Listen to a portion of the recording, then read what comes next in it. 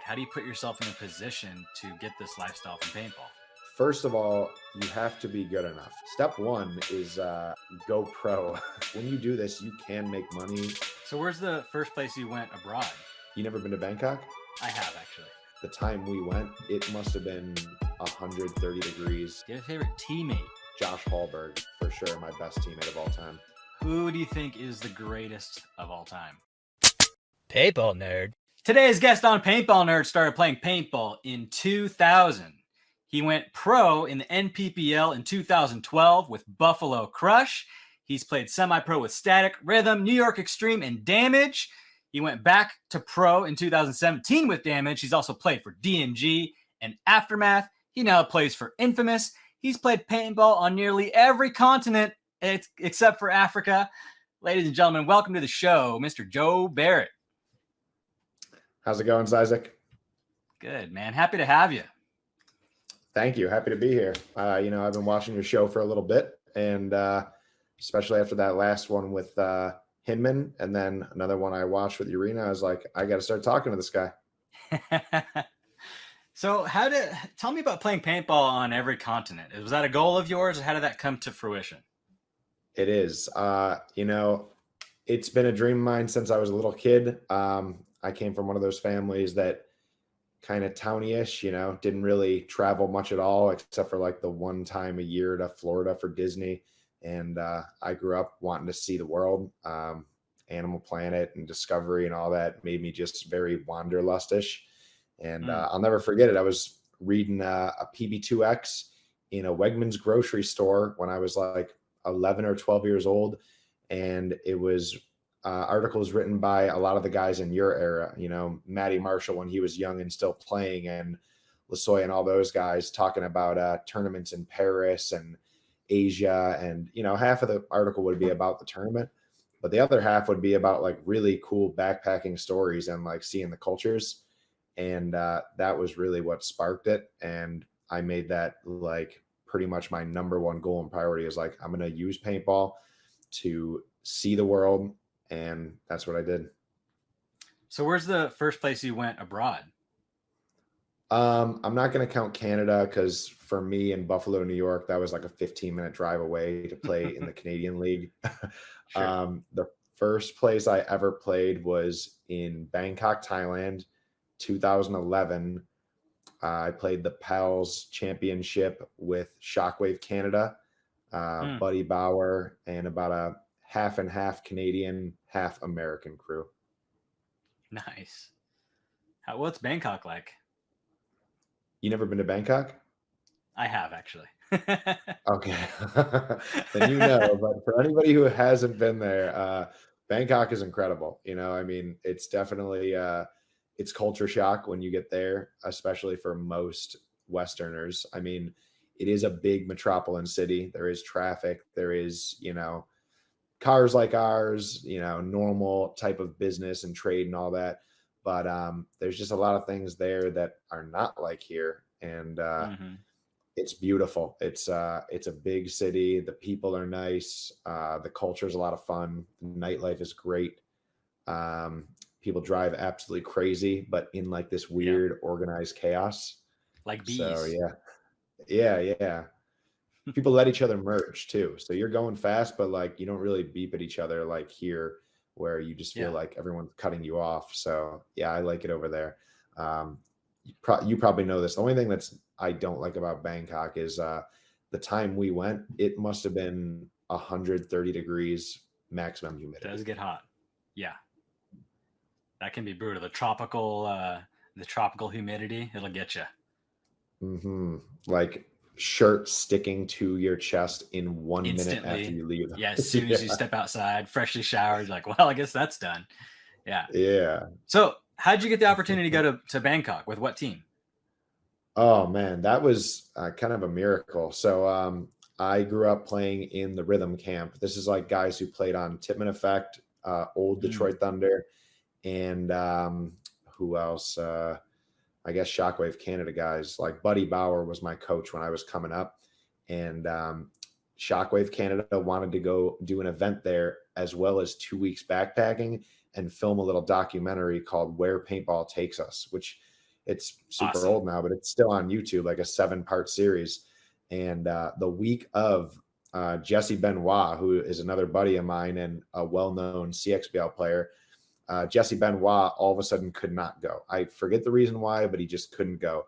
So my coach buddy called me and he said, "Hey, you want to go to Bangkok next week?" And, I was just almost done with college. Pretty much everything was wrapping up. And I was like, "I don't have a passport, buddy." And he's like, "Well, figure it out. If you can get a passport, everything's covered. 2 weeks worth of everything, food, Dang. everything, just, the rock star experience." And I asked my mom. She helped me figure out how to do like the passport expediting process. And I kid you not, my passport came in the mail a day before my flight. And then I flew out to Thailand. Awesome, dude. That's a great story. And like, Yeah. I think a lot of, people that don't play paintball or know about paintball, they don't understand that the types of experiences that you can create from the sport, especially if you do it well. I love the name of that documentary, Where Paintball Takes Us.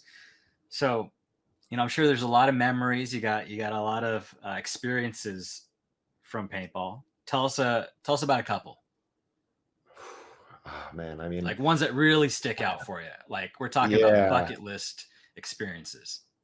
Absolutely. So I'll say this: I've played in, all over Mexico, Central America, pretty much every Europe venue, and Asia. And Asia are always the most memorable for me. And I don't know if it's just that culture really resonates with me, or the beautiful tropical paradise type settings.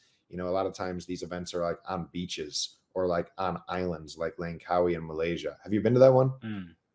I've been to Malaysia. I haven't been to Langkawi. Oh, that one is always so great. But like, yeah, I mean, I have like a million stories from traveling, but I mean, that first Thailand event that set me off is still burned into my head because it was just so picture perfect. Like we won the event with 1 second before going into overtime over the Thai national team. It was tied up 4-4 and we just closed it out before having to play in overtime. And I'll never forget this. Like, the guys I were with, they've already been there, done that. They've been playing pro with, Detroit Thunder and all that. And when we won, this is like my first big international win. This is their pro division over there. They pay us, and the check was a $250,000 baht. But when you translate that, that's only like, I don't know, it's like $10,000 or $12,000 or something like that at the time. And so Buddy looks at us all and he's like, "Hey, like if you want, we could each get like $1,100. There's like 7 of us.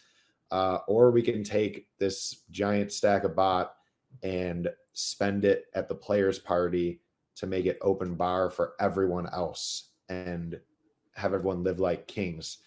And that was what we did. We like accepted our award, and then we took like just this massive stack of money, and we're like, everything is free for all players and teams from now on out. And man, I'll never forget like the rock star feeling of that. Dude, that's awesome. Just like people already loved us, like, "Oh, thank you for, come play us," like Americans and stuff. But then we like paid for everybody at the next several clubs we all went to too. And it was like, they were the most thankful of all time. And just, that was a good feeling, to like win and rather than take it, just give back to everyone. It was still one of my favorite things of all time. How do you say thank you in Thai? It's been a while. I haven't been to Thailand since before COVID, so I forgot all of it. It's different for boys and girls. Is it? Kapun ka. Or Kapun Cup if you're a boy. Kapun Cup. Yeah, that was it. You're right. That's awesome. Thailand's great. Yeah, I mean, it's I was there in 2010 a few times. But Asia's amazing, man. It's really cool. I love the culture. I'm part Asian. I'm half Filipino, so I'm kind of wired to like it, What about another one? What other amazing memories you got? Oh, man. This one's a little long if you got a minute. We got all the time in the world, baby. Go for it. Awesome. Well, stop me to stretch out any part of it you're interested in. But man, if I had to name my all-time favorite like stint of paintball memory, it would have been this one. So 2000, I want to say, when did COVID start? 2019? COVID-19, yeah. I guess it started in 2019, 2020, yeah. though, really. Okay, so 2018, I just moved to California to play with DMG. The season ends, and Harrison, myself, and our buddy Ben Challenger all Harrison line who? up with like Harrison Fry. Okay. He's like my main traveling buddy. Like we've been to the most other leagues, countries, all that over anybody else that I've ever played with. So the three of us, we like kind of line up just like the ultimate bucket list tournament vacation where World Cup ends, and rather than going home, we fly directly to, what was stop number one? I think we did Mexico because I play Mexico every year. And then from Mexico, after an MXL event, I got myself a team for the Australian series, the Super Sevens. And I get picked up by this guy, Sam Compart, awesome guy who plays and owns Ballistics, which is a New Zealand team.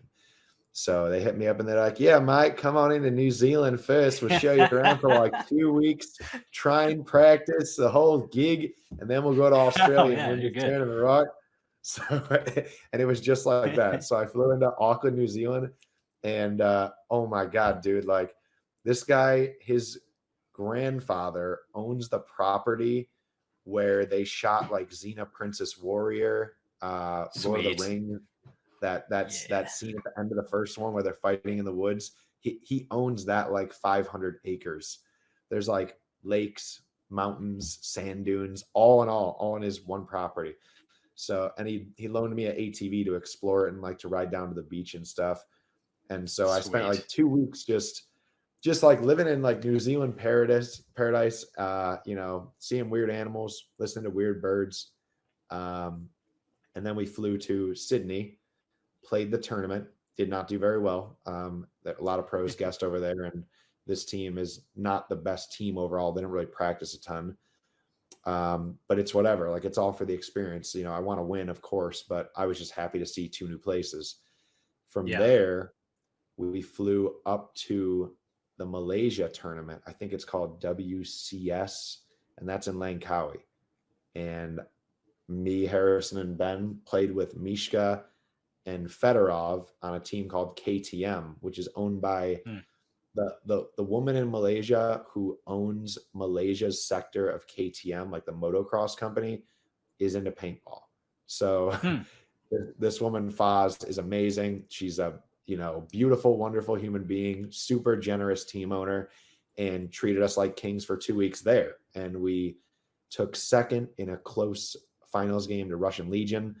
But, you know, all in all, us just partying and mopeding around the island and doing everything under the sun, you know, waterfalls, sea-doos, anything you could think of. And I get to play with a couple more legendary players that I hadn't played with. So that was incredible. And then it didn't end there. So then we flew to Thailand for an event on the beach. I think that was Asia Paintball Series. And me, Harrison, and Ben, we joined Breakout Spa, who are, I don't know if you've met those guys, but just awesome Belgian dudes and a great team.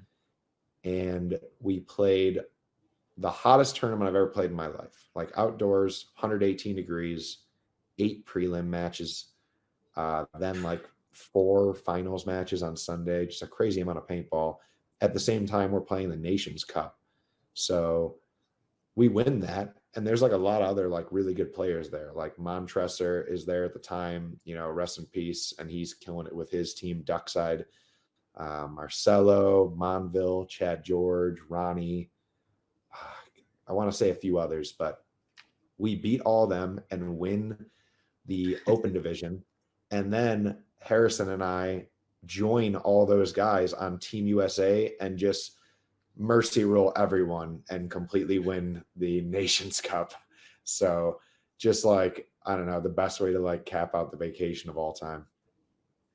Dude, so this is like it's like a travel hack, right? You get to live this lifestyle on someone else's dime, right? You're being flown to these places.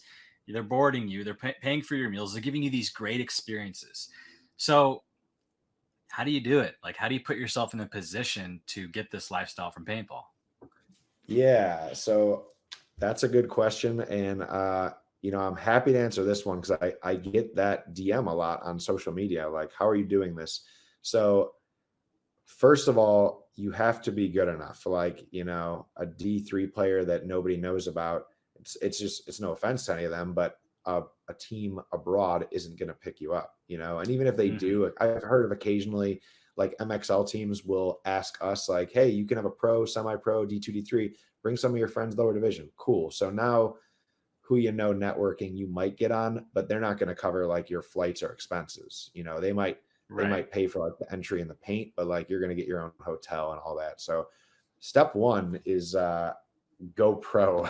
Like work as hard as you can to go pro so that other countries' players see you on our webcast and go, oh yeah, he wants to play in this league. Yeah, bring him over.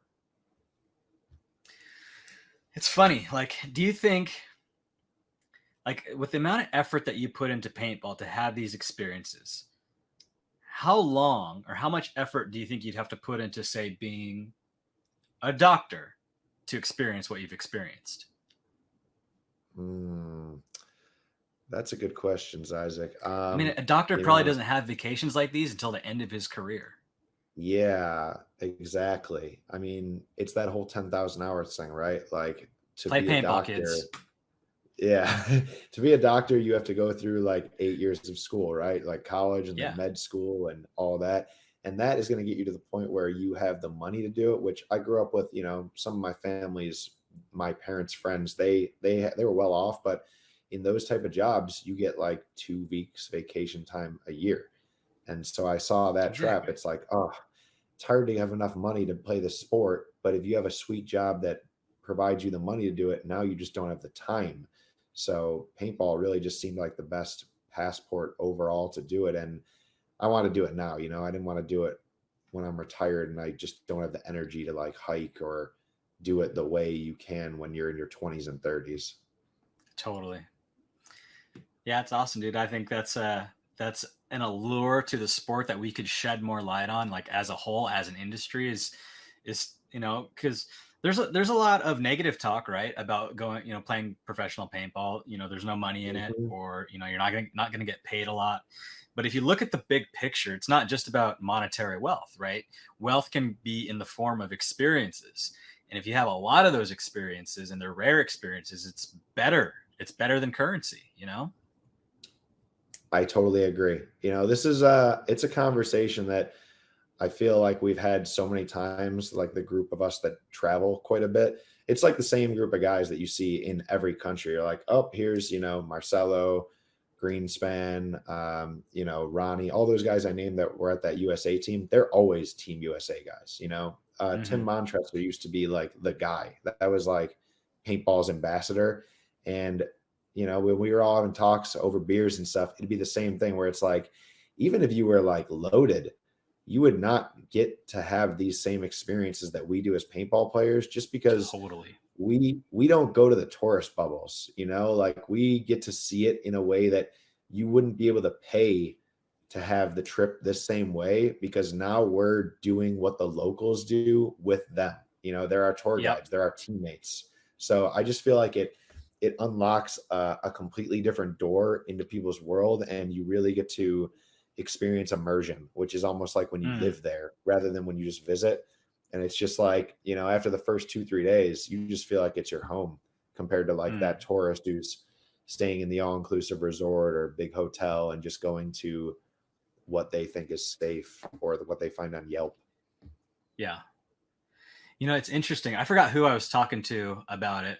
I think it might have been Marcelo, but he was, we were talking about like, what about when paintball gets big to the point of being a celebrity, a worldwide celebrity?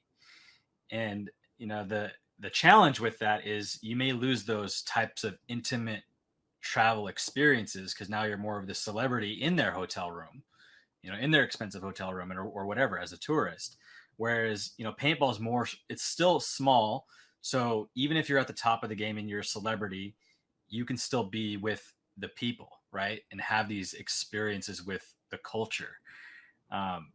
So in a way, I hope it never gets to the point where we're super celebrities and, we're world famous, because that eliminates the ability to explore the way that we explore, Yeah, that's a unique perspective, and I do agree with you on it. But I do a lot of thinking on that too. Like, do we want this to just stay where it is because it's so special in this way, or would I like the next generation of kids when they were my age when I started to be able to put all their time and money into this and have them actually be able to like buy a house from it, not have to like Yeah. work other jobs or like hustle and do clinics and traveling. And when you do this, you can make money if you hedge your bets in paintball and you are good at networking, but it's difficult to do that part of paintball and like maintain typical family time or go to every Sure. holiday. Or so it's really like, what are you willing to trade to make paintball your thing? There's a few guys in this that they definitely are paying for everything in their life with it, but they're probably gone 45 weekends of the year, and some of those weekends are Right. weeks. So I would like maybe that not to have us be like super celebrities, like I don't know, Kobe level, but it would be nice if this thing really paid off and people were actually kind of celebrities from it, and not for their ego or the celebrity part, but just like we're the very best in our sport in the world. And I'll guarantee you that when most of the dynasty guys go home on a flight after winning a tournament, nobody on the flight even realizes who that person is or like how good they are at what they do, and it's just Exactly. it's a little upsetting that we can put this much time and effort into it, and like, not that we're doing it for the justification or recognition from other people, but like it just goes completely unnoticed. Yeah, you are a shining star in your own little bubble. You matter in that bubble, certainly. But outside of it, no one knows who you are, and it's like, it's interesting because I experienced this a lot when I've left paintball a couple times, and then I go into real estate, and no one in real estate cares who Oliver Lang is. And they didn't even think it's like that great of a thing to be the best paintball player. It's like, you're the best at playing guns. Like, Yeah. go call some people. Go call some people and make some money. Like, Mhm. it's very interesting. It's like, but in our own special little bubble, in our world of paintball, what we do does matter. It certainly does matter. So Yeah. And one more thing I would add to that is, if let's say it became like an NFL type thing where we had some true prestige from our sport, you could still find ways to just like be with people and not have it be like everyone taking a picture with you, what sure. that is going to mean is like not going to really big first world cities. Like, for Yeah. example, if you go to Bangkok and this is a serious thing, people will know you there and be like, oh, you're that pro paintball player, just like a pro basketball player, right? But Mhm. if you go to like the lesser developed places, like, a bunch of us went to Indonesia one time, and I don't mean Bali, I mean like mainland Indonesia. And there's plenty of like villages and places there outside of the city where you don't see a car that's newer than like 1970. You don't see an iPhone. You don't see a Wow. 7-Eleven. You don't see a Holiday Inn. Like, all you see is villages. If people are Mm. eating there, it's the person down the street catching the fish and serving at their own Mhm. restaurant. That kind of place, like, you can just slip right into it and really connect with people. And they're not looking at you like you're anything. In fact, if they do take a picture with you, it's just because, like, what are you doing here? Like, you're the first Yeah. American we've ever even seen in this spot. Yeah. And it's like, they don't want it because you're famous. They just want it because you're American. Like, I took a picture with an American. It's real like that. Well, you mentioned some great players that you've stepped on the field with. Do you have a favorite teammate, Joe? Yeah, for sure. Um, and this is no offense to any of the other, I don't know, 1,000 teammates or whatever, but Josh Hallberg, for sure, my best teammate of all time. And what team did you play on him with?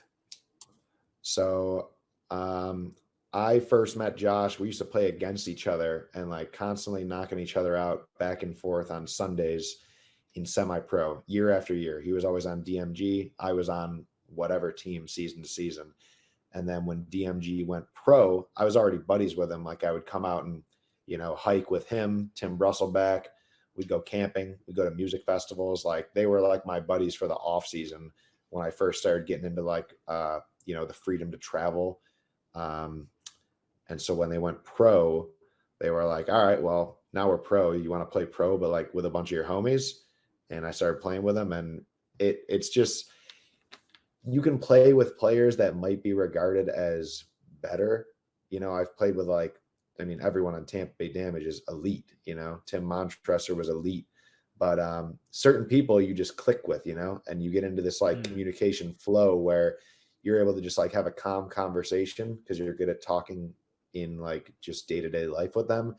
And Josh and I have pulled off 2-on-5s at pro events against top tier teams like several times to get to a point where it's like you just always trust that guy when he's across the field crossed up with you. So yeah, just a very good teammate, humble guy. And he has Bruce Lee level ability where when he does need to like turn on and go win the game, Josh makes moves that I don't think anybody else in the league is capable of. So does Josh play for DMG still? No. And he isn't playing pro either right now. He just had a baby. So he has like a 3-4 month old newborn baby. Congratulations to him and Annie, both good friends of mine. But yeah, when they found out they were pregnant, we were playing on Aftermath together. So we played all through DMG, and then we played 2 seasons on Aftermath together as like, kind of like the core quarterbacks on the starting line. And halfway through that season, he's like, yeah, we're having a baby and it's looking like the due date is going to conflict with the first event of next year. So I think I'm just going to take the year off from pro paintball. So currently he plays semi-pro with Ology. Well, that's not a year off. He's still playing, so he's good. He'll be back. He'll be back in the pros with you. Yeah. What about I'm sure in due time. Who do you think is the greatest of all time? Just the greatest paintball player? The greatest of all time.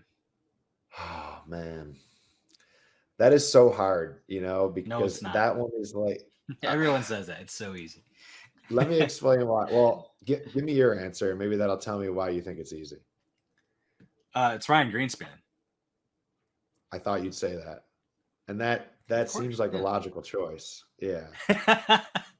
It is the logical choice. It's the choice. So what's hard is greatest is like, I don't know. It's almost objective because it's like greatest in what? Is Ryan Greenspan the most winningest pro, or does maybe Mishka or J-Rab still have that? Like most times in finals or winning World Cups. There's all these different like metrics. Ryan was winning events before J-Rab was even playing tournament paintball. That's true. And before Mishka and like rose to Russian fame, Ryan was winning and playing really well. So yeah. But so it's funny. There must be something to this, right? Because everyone says, "Well, that's a hard question to answer." And I think if you say that, well, it's hard to define greatest, then yeah, maybe it would be a hard question to answer. But I don't think that greatest is a thing that's difficult to define. And I think too many people throw around the term GOAT. It's a very singular term. Greatest, singular, greatest of all time. That's the GOAT. Greatest of all time. So throughout the history of paintball, who is the greatest player that has ever existed from the beginning to present?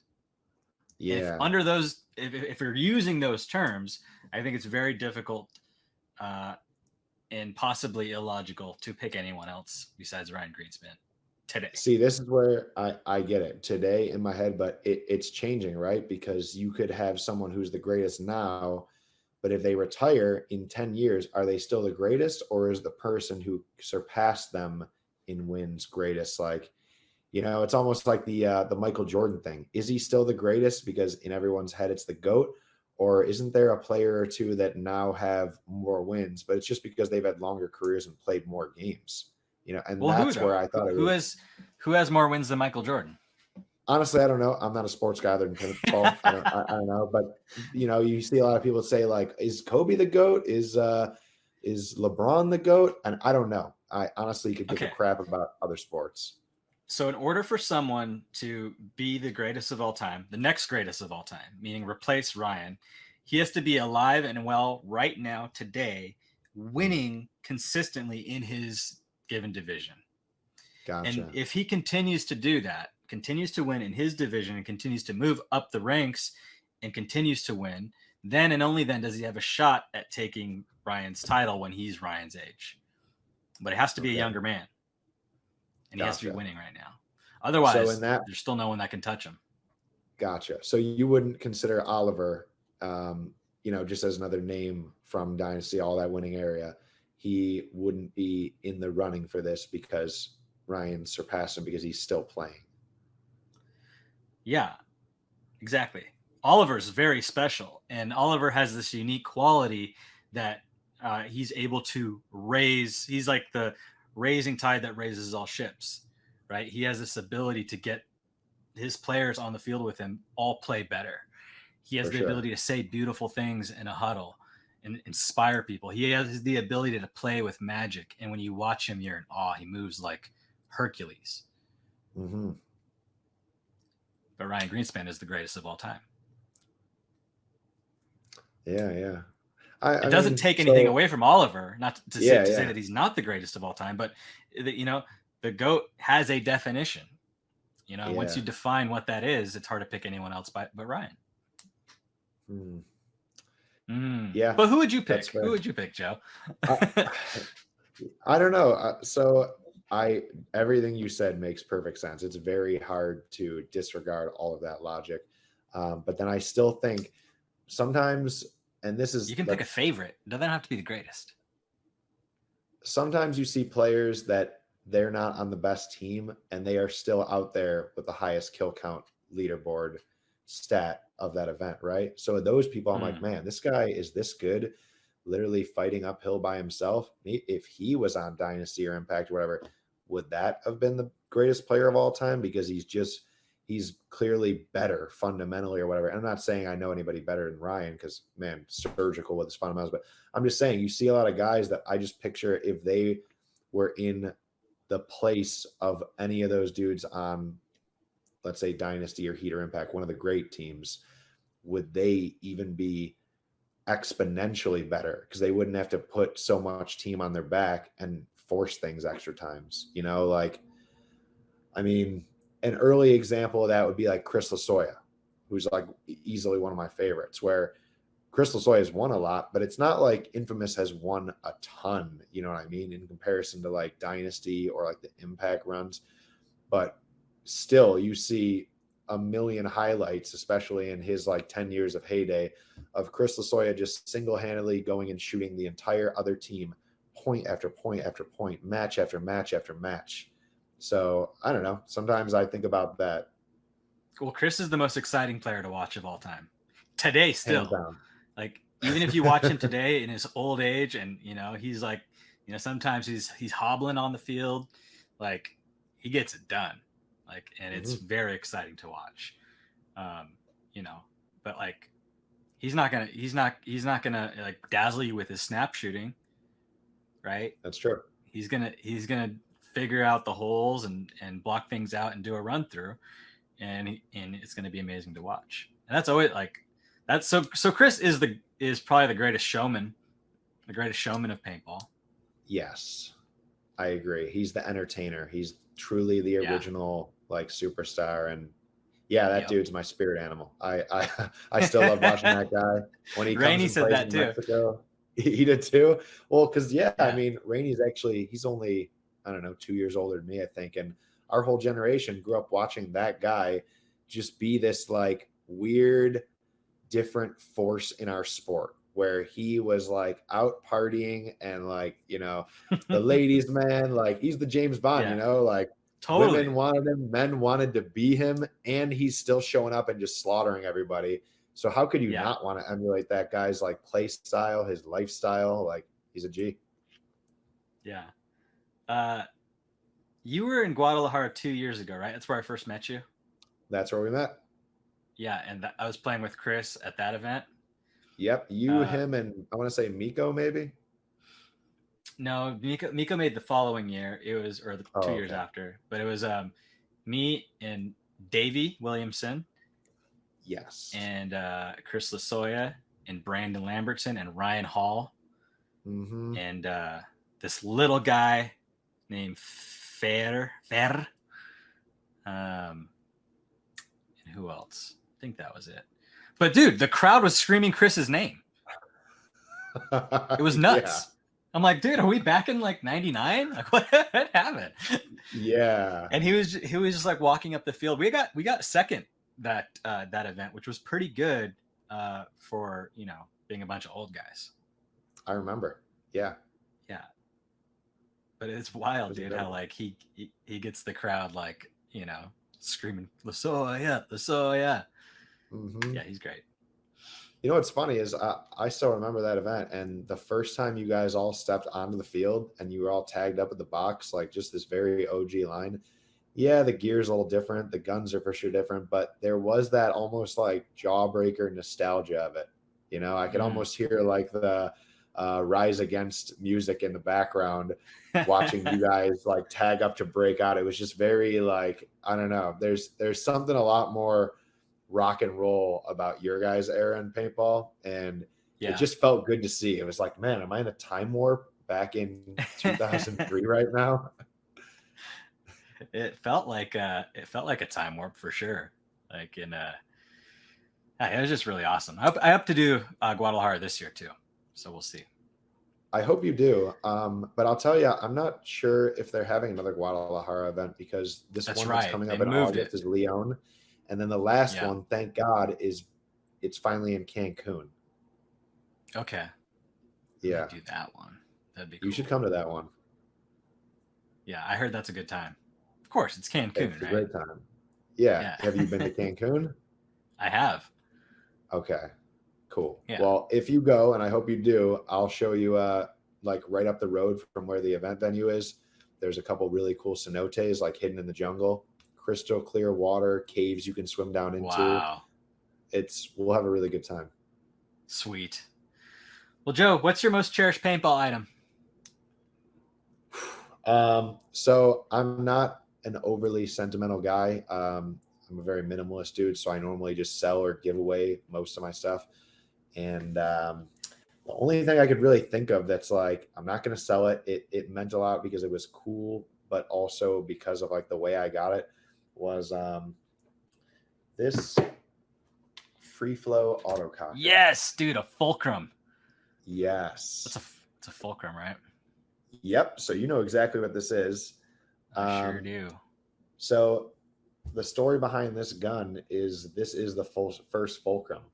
The guy who brought this back is my old coach, the one I was talking about, Buddy Bauer.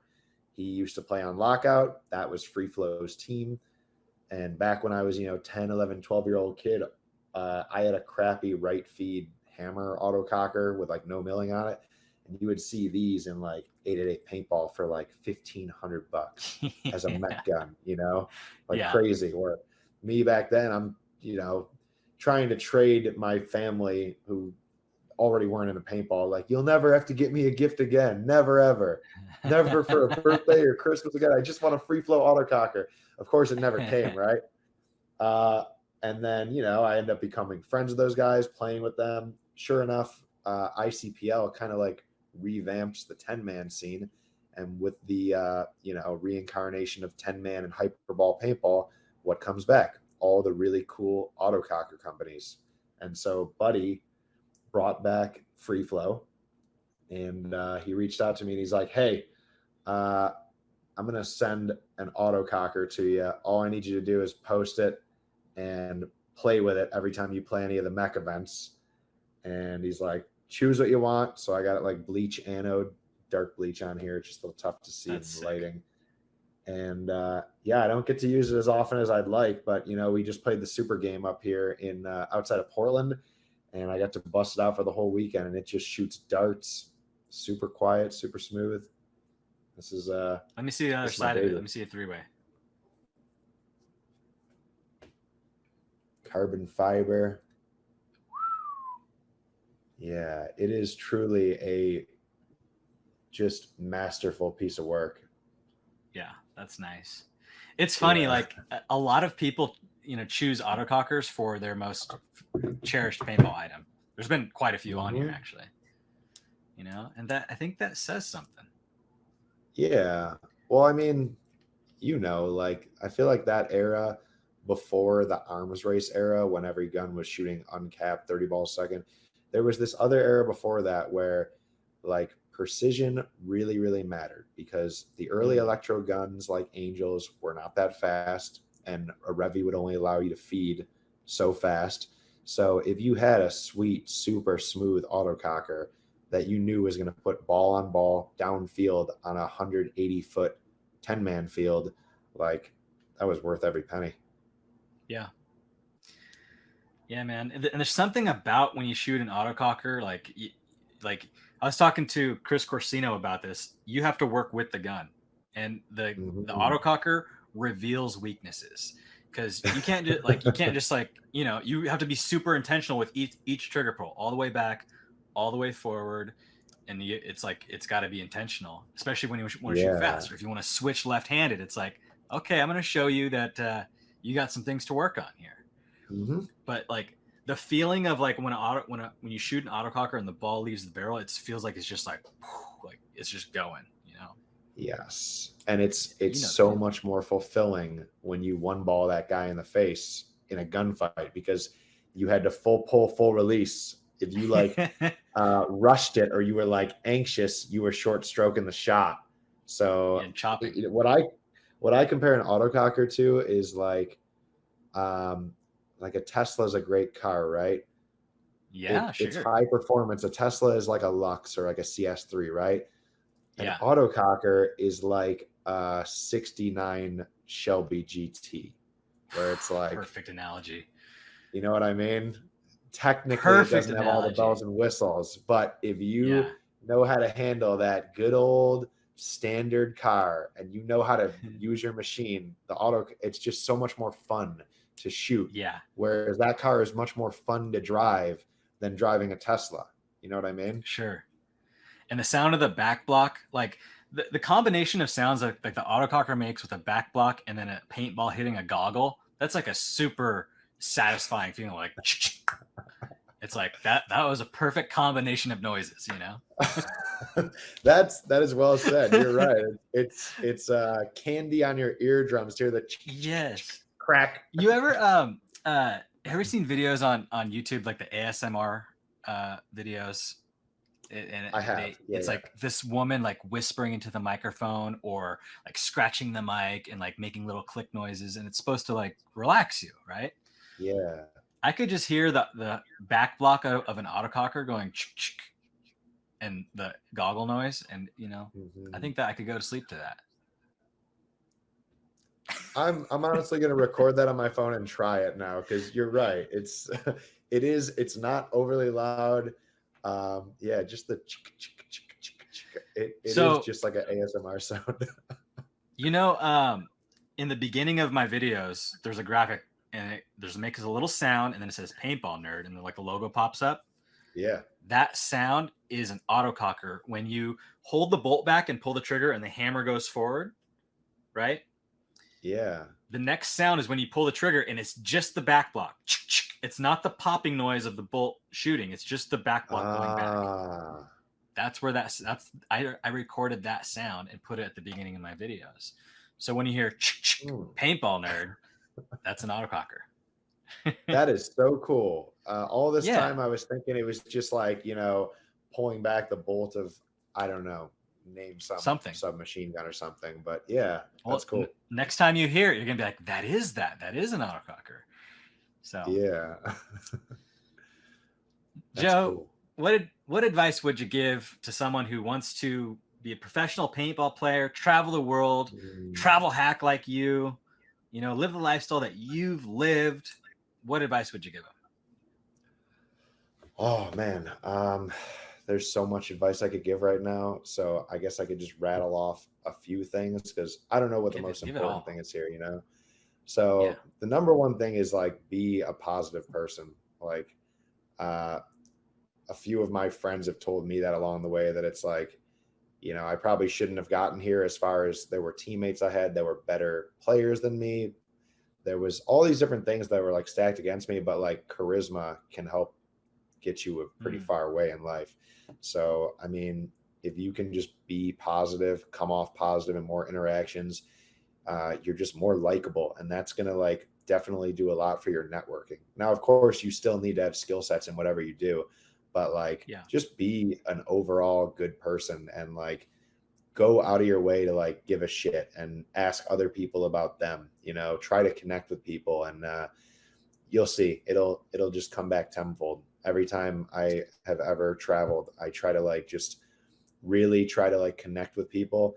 And normally by the end of a trip, somebody's like, hey, we have friends living in other place, some other country. You want to go there? And then it just like kind of connects the dots to the next journey. So yeah, be positive. Dude, that's awesome advice because I mean, Joe, do you think that there's players that have been really good at paintball but lost opportunities because they're not enjoyable to be around?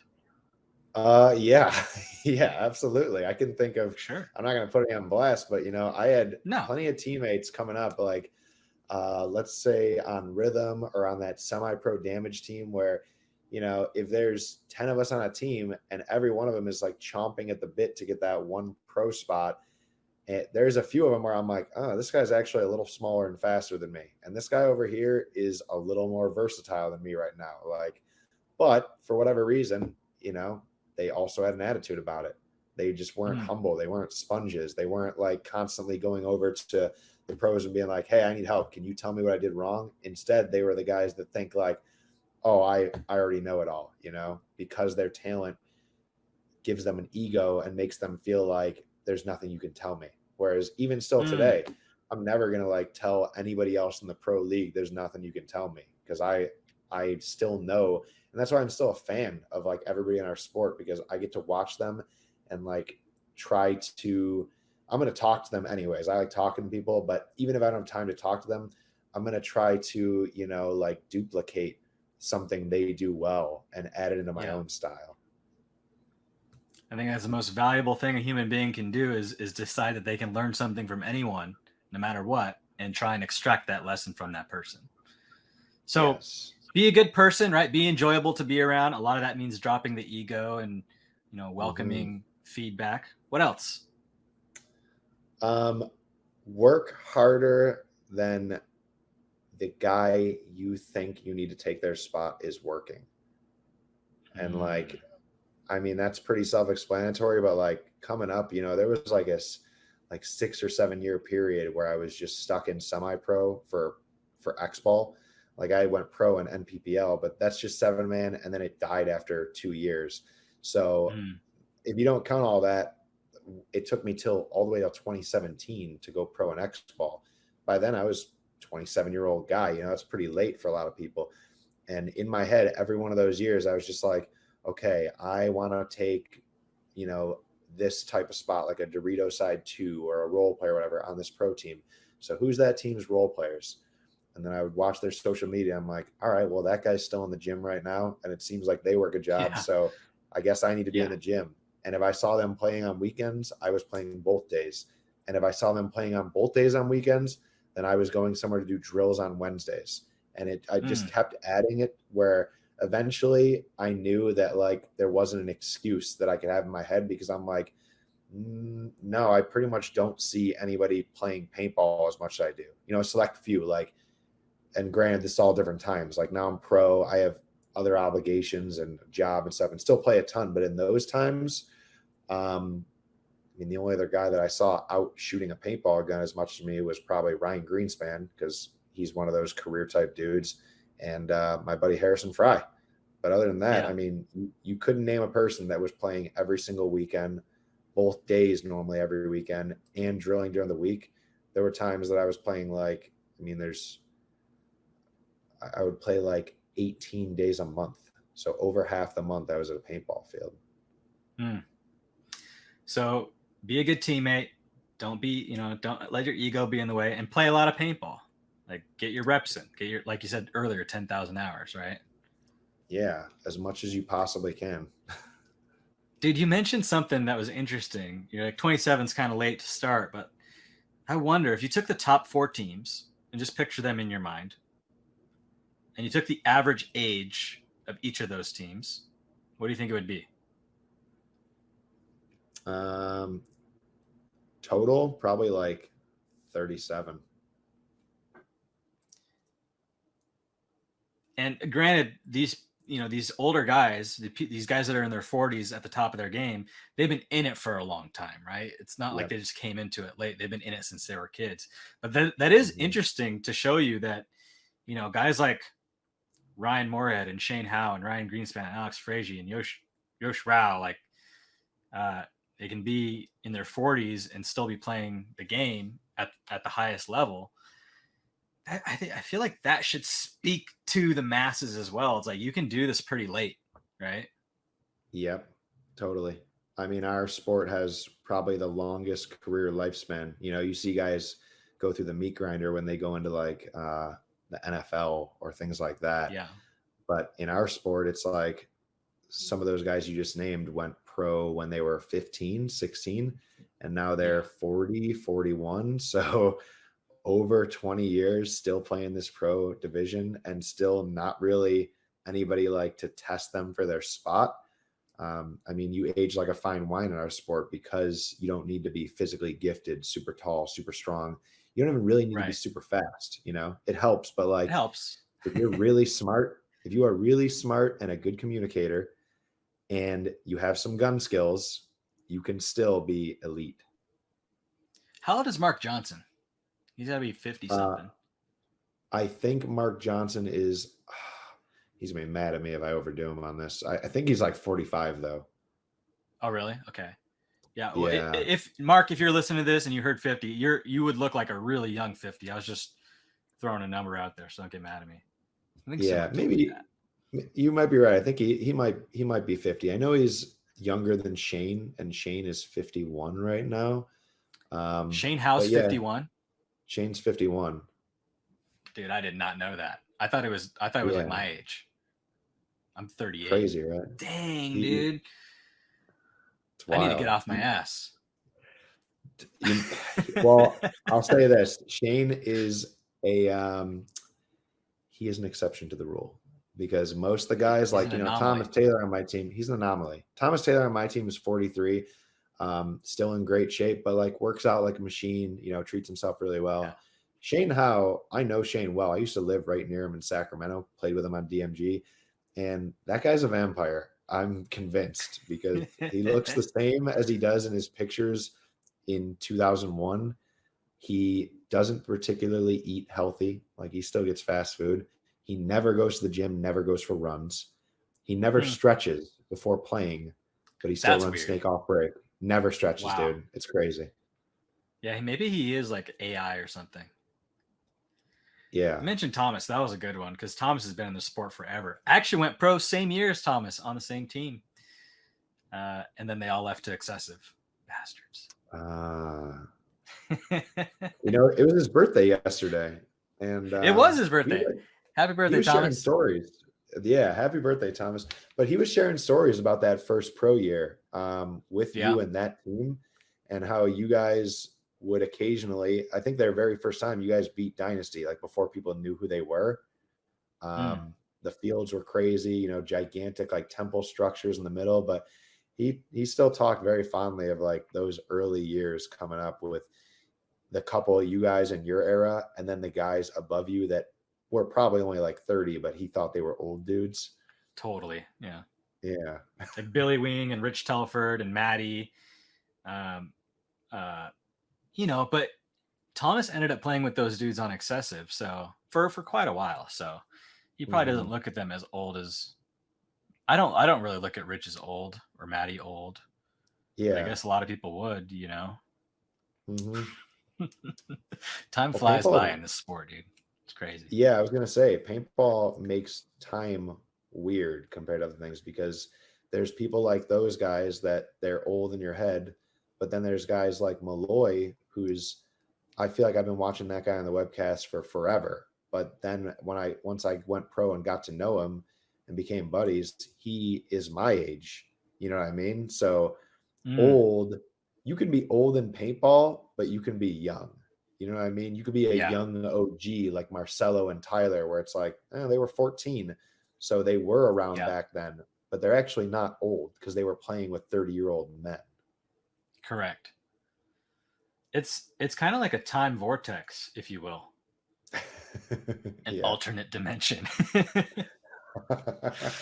Joe, Yeah. what are you most thankful for that paintball's given you? Oh man.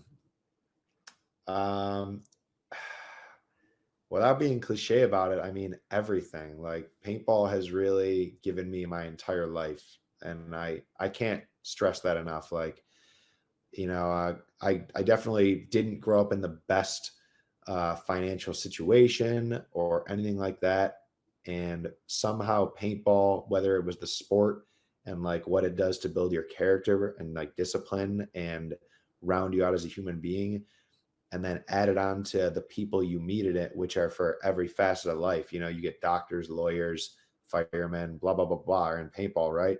So that network really like then helped me, get off my feet or get out of bad situations or get out Mm, of couch surfing or whatever, time and time and time again, just through people being paintball people. And yeah, I mean, paintball allows you to see the world. It allows you to see the world the right way as those people do. And mm, paintball also is like a direct mirror where if you're not working hard, it shows you. You probably suck, right? If you're working really hard, you become one of those elites. There is mm, no like cheating it. There's no daddy's money getting you in. So I just love how paintball is like such a like complete, I don't know, like way to sum up how to be a better person, and that it mm. provides you all those like connections to better your life.